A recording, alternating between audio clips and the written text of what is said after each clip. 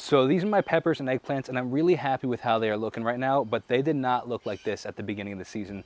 Here in New York, zone 7B, zone 7A, depending on what chart you're using, we had a really, really rough start to the season. It was really cold and really wet and overcast for many, many days. So everything was super, super small for a really long time.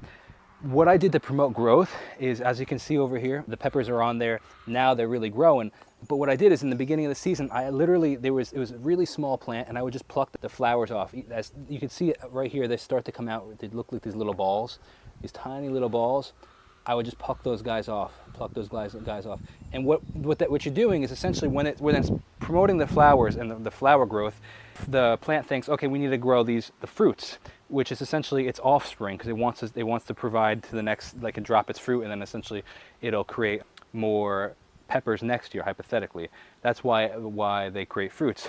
But if you pluck off those flowers, it sends a note that, hey, okay, we actually need to get bigger. We need to promote more growth in the actual plant before we do the flowers. So if you pluck them off, the plant will actually get bigger. You'll get fruit later because you're delaying the fruit growth by plucking off the flowers, but you'll have a healthier, bigger plant, which will then, if you have the time, give you a much bigger harvest. So I highly recommend, if you have a small plant, pluck off some of the flowers. It'll help.